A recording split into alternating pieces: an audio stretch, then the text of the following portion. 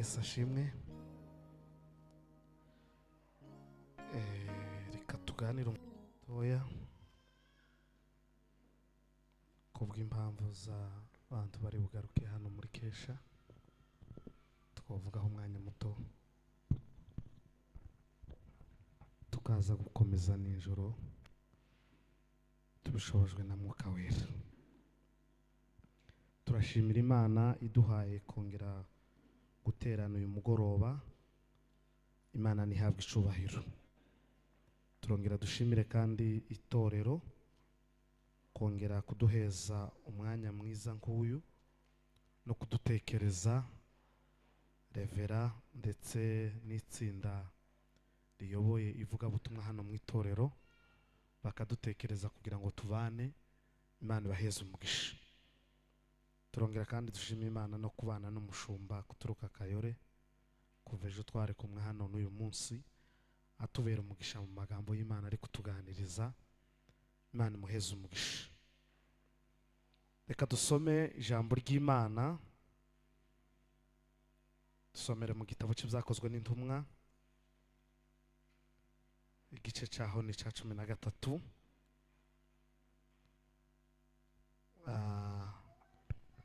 umurongo wa 42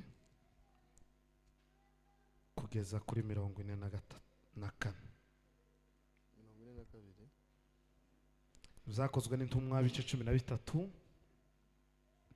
42 kugeza kuri 44. Dusome mu izina rya Yesu.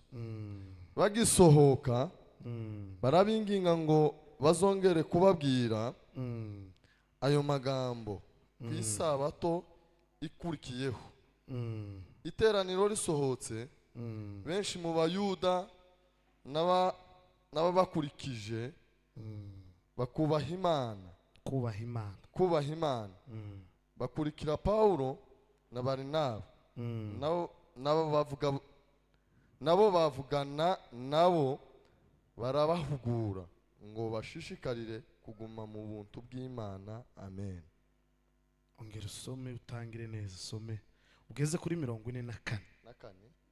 Bagisohoka barabinginga ngo bazongere kubabwira ayo magambo ku isabato ikurikiyeho. Iteraniro risohotse benshi mu bayuda n'ababakurikije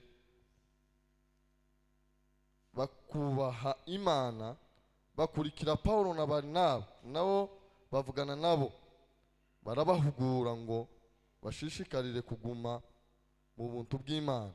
Ku isabato ikurikiyeho ab'umudugudu hafi ya bose bateranira kumva ijambo ry'Imana. Amen. Kananje pasubiremo. Bagisohoka barabinginga ngo bazongere kubabwira ayo magambo ku isabato ikurikiyeho. Iteraniro risohotse benshi mu bayuda n'ababakurikije kubaha Imana bakurikira Paulo na Barinaba bavugana nabo barabahugura ngo bashishikarire kuguma mu buntu bw'Imana. 44. Ku isabato ikurikiyeho ab'umudugudu hafi ya bose bateranira kuza kumva ijambo ry'Imana. Amen. Teme yacu iri hariya mu gitabo cy'Abaroma igice cya mbere 16. Erega ubutumwa bwiza ntibunkoza isoni y'imbaraga ihesha uwizera gukizwa uhereye ku muyuda ukageza no ku mugiriki. Amen.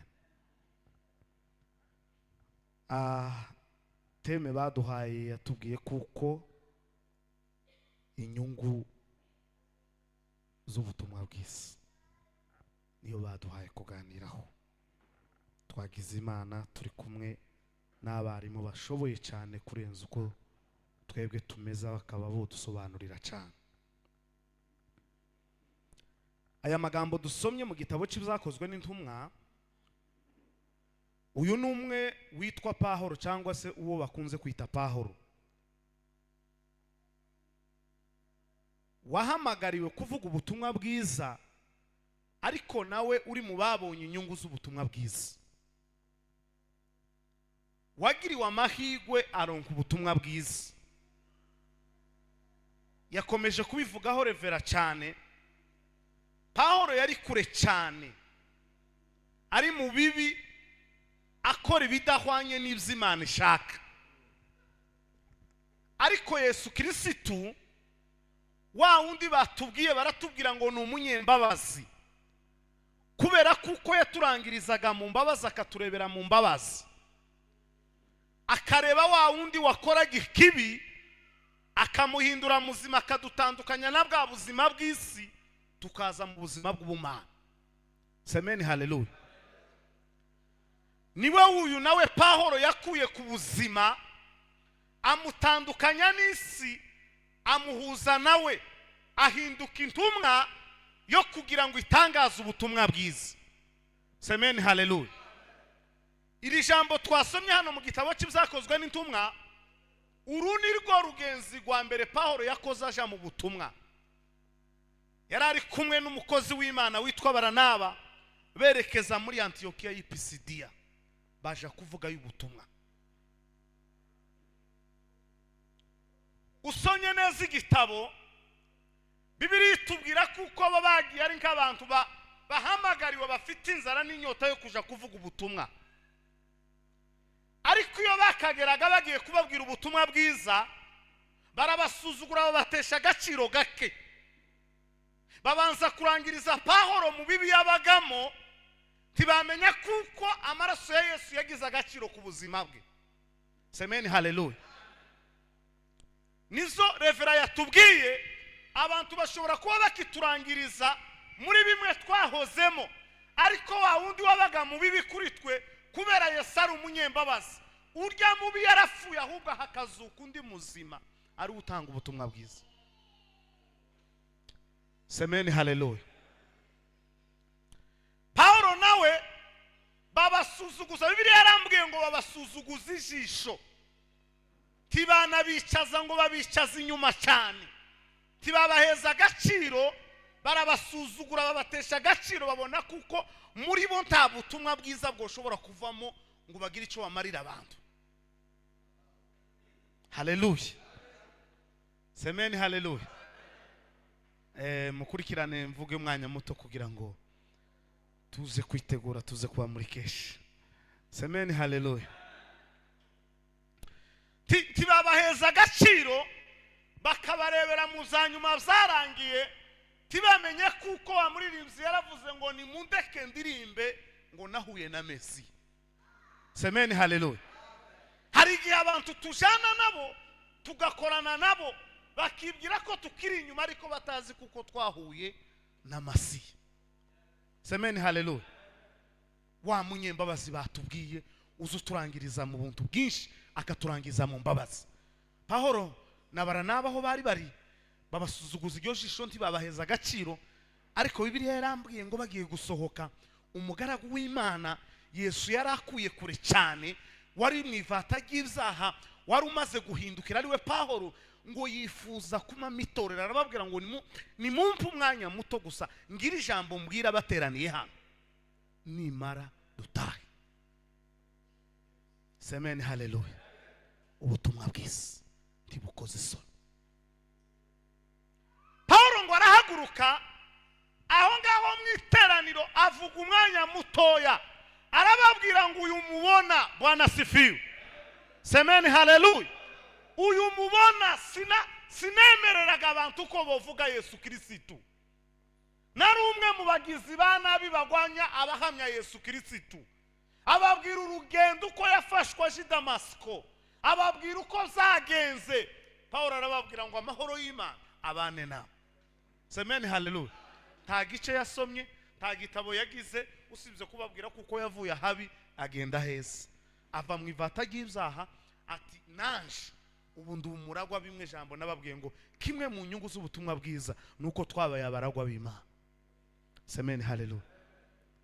Bibiliya rero niho twasomye, bakimwumva rero kubera kuko mu kanwa kiwe hari harimo ubutumwa bwiza, ngo ababwira ayo makuru. Bibiliya yavuze ngo iteraniro ryose ngo rimusohoke inyuma. Semeni haleluya. Zamurira Imana icubahiro. Haleluya. Nico kibazo kituremereye bashumba, kidukomereye, nuko abantu bajanye ubutumwa bwiza ariko mu mitima yabo butabarimo. Abantu tukibwira kuko umuntu ahagurutse kubwira abantu ubutumwa bwiza, ahubwo kararoga imitima y'abantu. Tushobora gutanga ikintu kitakurimo ngo nigishika kuwundi kigira imbaraga muri wowe kitarakugiraho imbaraga.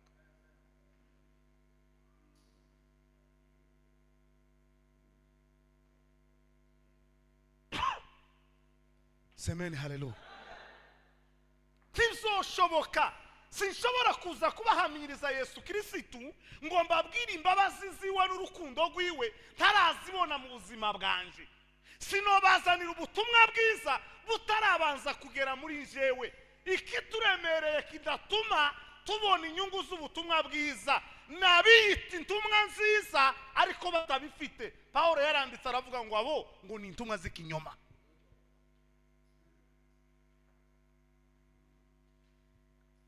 Haleluya. Semeni haleluya.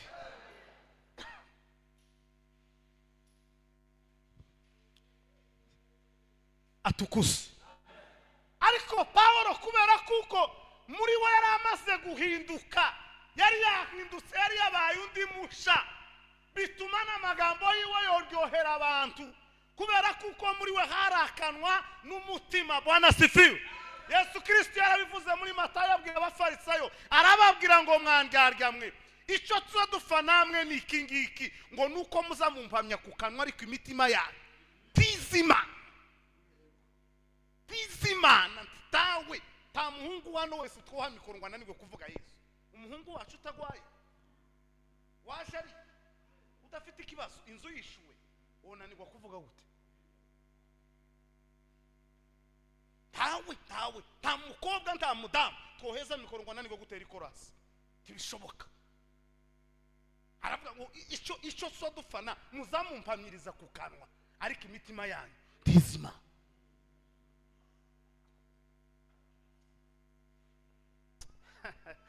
Zamurira Yesu cyubahiro. Haleluya. Haleluya. Naho bifiriye bituma abo twiyita intumwa ariko nta butumwa dutakaza mu mitima. Tushobora kubwira umuntu ngo kura mu butumwa ngo niyihane wowe ubuzima bwawe butaratinyuka kwihana. Bizoshoboka. Ubuzima bwawe bugendana n'icyaha, kurabwira undi ngo akireke. Erega ijambo rirabivuga muri Matayo ngo umuntu mwiza azatanga ibyiza bivuye mu mutima we, ngo n'umubi nawe ngo azatanga ibivuye hehe kundi bazo umutima we. Nico kibazo kidufite. Abantu bari mu kuba babi bagashaka guheza beza. Kibzokunda umwiza azahabwa n'umwiza. Ngomba kubaho ibyiza kubera kuko nzi ku mutima wanje ukeye. Sinokubwira ngo ihana ubuzima bwanje bukigendana n'icyaha. Nyungu y'ubutumwa bwiza no guhindukiza no kugarura abanyazwi. Tukababwira ko Kristo ari umunyembabazi, urugirirwe kinguye woza wese yo kwinjira yo musangana. Semeni haleluya. Aha rero Paulo kubera kuko zari bimurimo bimwicayemo, ahaguruka babwira amagambo makeya ariko aturutse kundi baza umutima we, ababwira kuko yatotezaga itorero, ababwira kuko yari umugome yangaga n'abantu bahamya Imana, ariko babwira kuko ubu nyina hagurukijwe no kuvuga ubutumwa bwo kwakira Yesu Kristo. Arababwira ngo amahoro y'Imana bane na kubera ngo icyari kimurimo iteraniro ngo asohoke ryose riramukurikira, ngo riramubwira ngo se Paulo we Bwana sifiwe. Semeni haleluya. Ngo se wo twemerera ngo isabati kurikiyeho ukatubera umuvuga butumwa. Chogewe ndanta afishe zahabaga ariko nza mbona ko yamababwira ngo ni muyisohora. Nico nahamagara. Ati mwari mwatinze nico narinkeni. Ariko ijambo ryanejeje Bwana sifiwe. Bamwe bamusuzuguraga. Bibiliya yavuze ngo kwisabati kurikiyeho ngo hafi umudugudu wose nguteranira kuza kumvika ubutumwa bwiza. Semeni haleluya. Kuri yantakindi cyari gitumye nuko bari babonye ko muri Paulo harimo ubutumwa bwiza. Abahaye bidaturutse iriya hirya, ahubwo abahaye ibimurimo ibimwicayemo.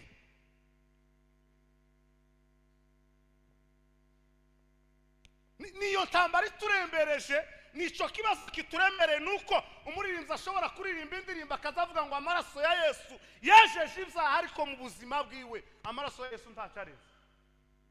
kazuturirimbira twe twicaye ngo amaraso ya Yesu, damu ya Yesu, damu ya Yesu. Yewe iyo damu wawe umbwira itaragize ihindura ku buzima bwawe, kurayivugira iki?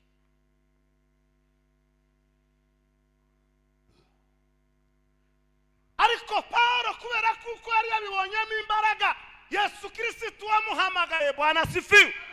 Semeni haleluya. Kora kuri sendi numva. Warampamagaye mwisi nawe, maze nditaba we. Yarampamagaye mwisi nawe, maze nditaba we. Warampamagaye, warampamagaye, warampamagaye mwisi nawe, maze nditaba.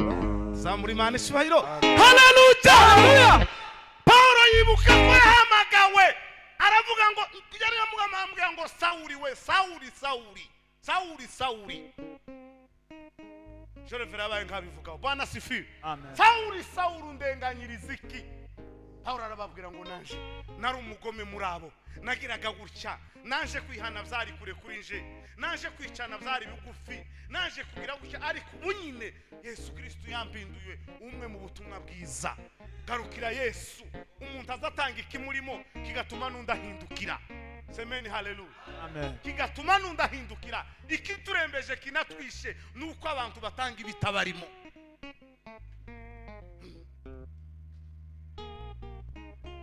Warampamagaye, warampamagaye, warampamagaye mwizina. Semeni haleluya. Haleluya.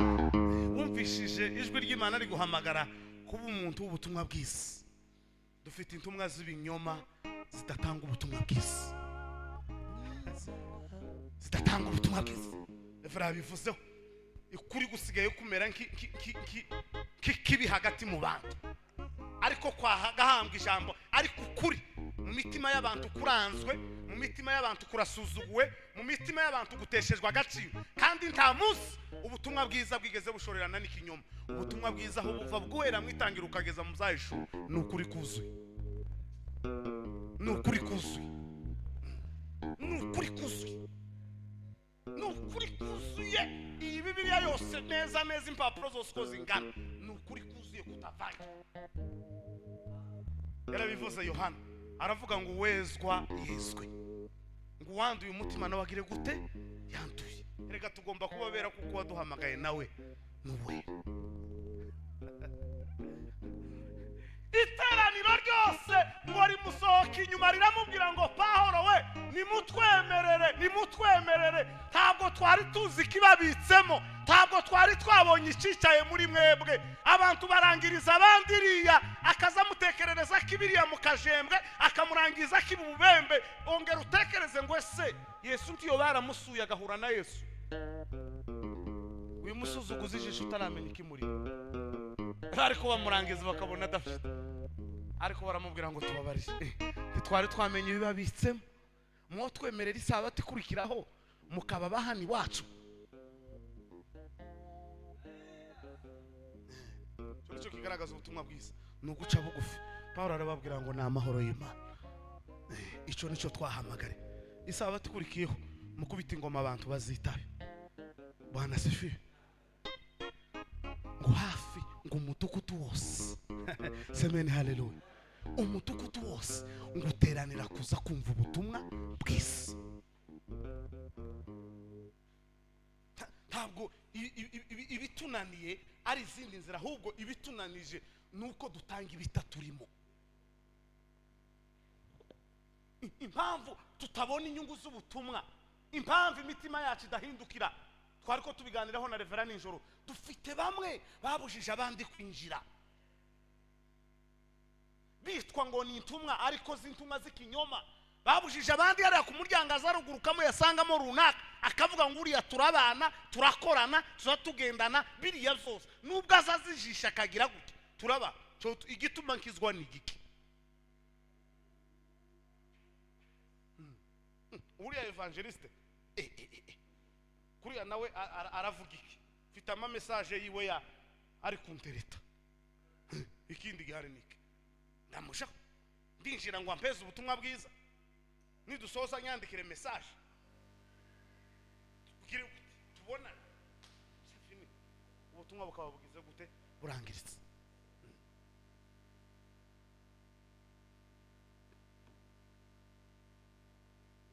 Ariko kubera kuko turi mu bihe bisa nibigoye biruhije cyane abantu badakeneye ukuri, Paulo yabibwiye Timoteyo, aramubwira ngo Timoteyo we Bwana asifiwe, mu minsi y'imperuka hazaza ibihe birusha, hazaza ibihe bigoye ngo abantu ntibazoba bagikenera ngo inyigisho nyakuri, ngo bazaba bakeneye ngo bihwanye n'irari ryabo, ngo badashaka kumva ukuri. Yaravuze ngo nimubabwire ukuri ngo bazafuka amatwi be kumva. naho dushiri, naho biturangiranye kugira ngo tubone inyungu z'ubutumwa bwiza. Bwana asifiwe. Nuko twebwe dutanga ubutumwa tugomba kubera urugero abandi, inzira zacu zikabizejejwe, ibyo dukoramo bikabijejejwe, kubera kuko tugomba. Narabivuze ejo ndababwira ngo Pawulo mu byo yabwiye abaroma yandika runo rwandiko, yarababwira ngo icyo mbakundira ngo nuko kwizera kwanyu kwakwiriye ku isi yose, ngo kandi nzangira amatiko yo kubabona, ngo nkifuza kubona imbuto nziza zibarimo. Bwana asifiwe. Kifuza kubona imbuto nziza, ubutumwa bwiza n'imbuto nziza mu baturanyi tubana, mu bo tujana, mu bo dukorana. Imbuto zacu yo zigaragara zonyine zitanga ubutumwa, amagambo n'ibikorwa dukora bigatuma umuntu ahindukira. Ariko iyo kumva umuntu akavuga ngo nguriye ngo numuvuga butumwa ngo ariko ngo nje ndamuzi, ngo mwenti mumuzi, ngo nje tubana tujana mu kazi, ngo nje ndamuzi, ngo numuyumbe, ngo numuyumbe pe, ngo ariko ngo nje ndamuzi tubana nguriya mu cyaro. Kera byarangiye nta butumwa bwihari. Nijo muzi iriya tuba, nijo muzi byaza akora n'izabamo, nijo muzi. Semeni haleluya. Erega ubutumwa bwiza ntibukoze isoni, ntibukoze isoni. Tugomba gushaka uko tubicitegererezo cy'ubutumwa bwiza.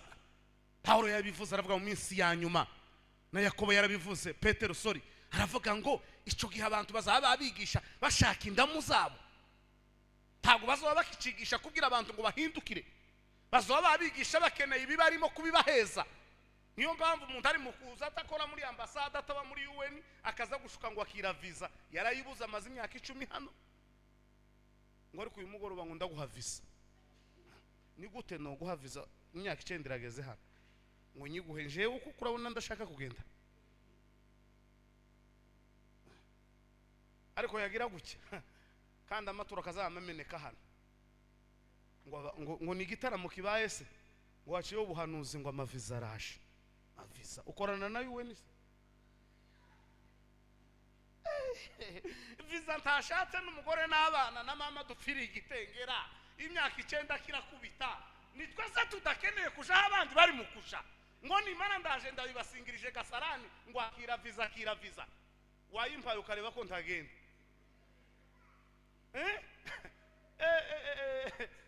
Viziri mu gutuma umushumba agenda adasezeye ikanisa.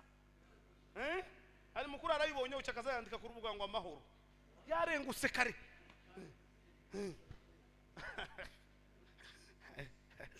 Ko naco nikindi gitangaza mwa bashumba, shumbuza usezerera ku kibuga navuze ni bitangaza.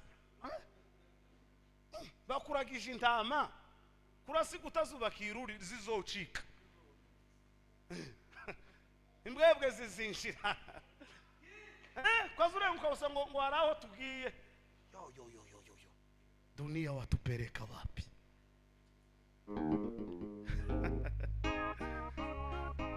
Nakusihi usikae mbali na sisi, kwani wewe ni kimbilio letu. Nakusihi usikae mbali na sisi, kwani wewe ni kimbilio letu. Warehemu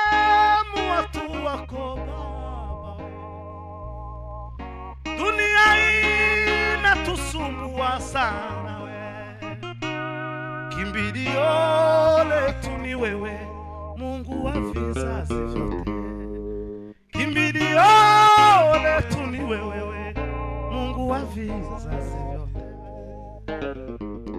Uwarehemu watu wako Baba, dunia inatusumbua sana.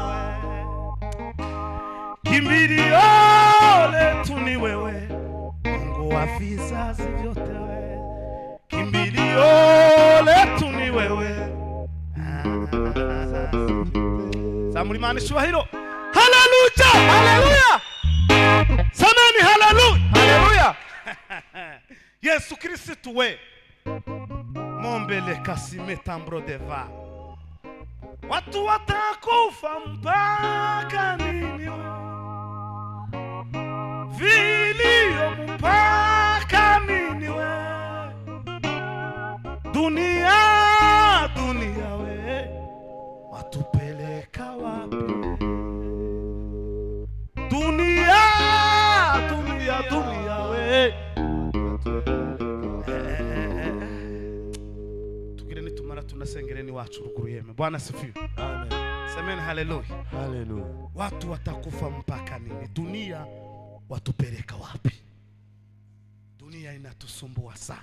Haleluya. Na kusi usikae mbali na sisi, kwani wewe ni kimbilio letu. Yesu yoja kure twofa tukashira. Niwe gusa woturengera, niwe wodutaba. Niwe usugarura kagenda garu ibizozo sakaza yunga. Niwe uza winjira mu mutima w'umuntu kazumubwira ngo nukuri nakoze ikibi. Nakoze ikibi. Yabivuze revera aravuga ni gute nejo yabivuze. Umuntu akamava ngo ngubu Kristo uba mu mutima. Butaragaragara tubana nawe tuza tubona. Simfite kurangiza mu mutima wawe. Ntabugira. Ubu Kristo muzabwihisha. Bazanga umuntu ari mu kibazo ngoye ngo ibi byose baze bakora ngo twe ngo dukije ngwiriya mu mutima. Ta. Yifuze neza aravuga nta mutima mugira nta. Niba mu buzima bwa ufite Yesu mu mutima wawe, ariko icyaha kikinjira mu buzima bwa wosiwe Yesu kimuranga agira isesemi ry'icyaha, ntaza abana naco, tiyorarana naco, ntiyo kwicarana naco, tibishoboka. Semeni haleluya. Nico kitwishe. Nabaririmbyi bafite indirimbo ariko zitabarimo. Nabavuga butumwa bafite ubutumwa ariko butababamo. Nabayumbe bita abayumba ariko bitabarimo. Nizina ariko ibintu bitariri. Dukoresha kanwa ariko imitima yacu hindukiza ubuzima kugira ngo ubintu umwanya kuri, kugira ngo ubone inyungu z'ubutumwa bwiza. Nuko muri wowe hagomba gutanga ibyo ufite ari byo nyakuri, kubera kuko iyo ubutumwa bwiza buri muri wowe buzabugutera guhunga icyaha, buzabukubwira ngo kino ni kibi ukakireka, buzabukubwira ngo ino nzira sino yicamo tibishoboka, iyi nzira nimbi. Ubwo ni ubutumwa bwiza buzabukurira bakakubwira ngo ahangaha na tibishoboka.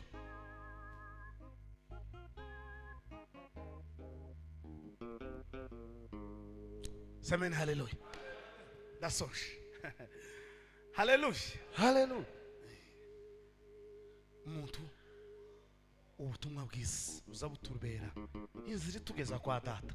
Iyo umuntu afite ubutumwa bwiza muri we ni inzira. Yesaya yarabivuze aravuga ngo hazaba inzira nyabagendwa izitwa yo kwera no gukiranuka, abanduye imitima ntibazayicamo.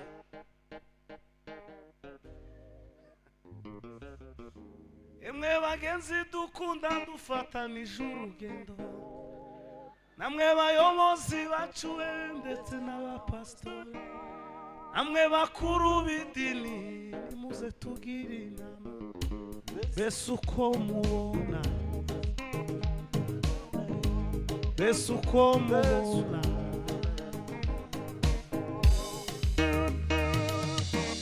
birasaba ko umuntu yegera mugenzi wiwe akamubwira ikibazo nawe akamubwira inama.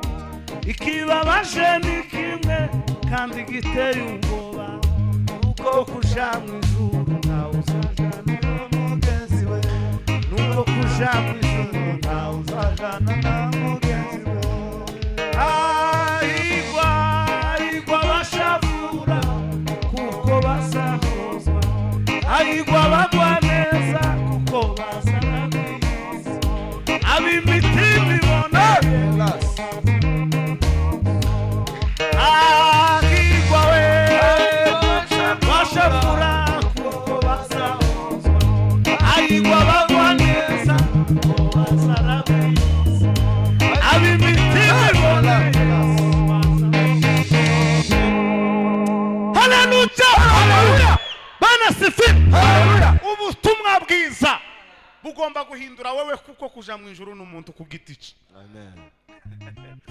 Birasaba ko umuntu yegera mugenzi wiwe akamubwira ikibazo, akamubwira inama, ikibabaje ni kimwe kandi giteye ubwoba, nuko kuja mu ijuru ntawe uzajanayo mugenzi we, nuko kuja mu ijuru ntawe uzajanayo. Haleluya!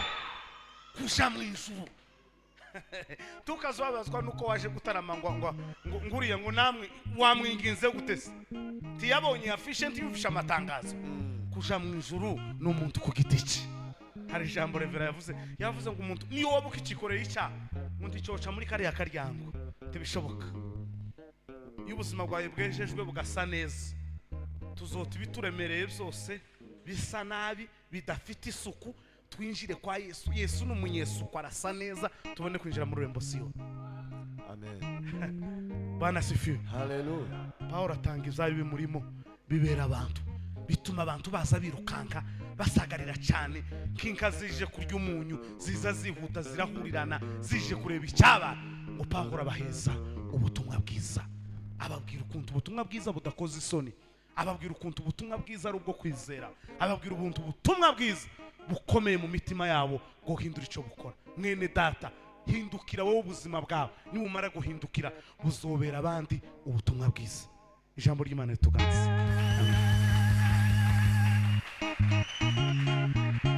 Amashi menshi. Amen. Mani guheza umugisha, Mani kugirire neza. Naraye nsomye naje akantu karamfasha cyane.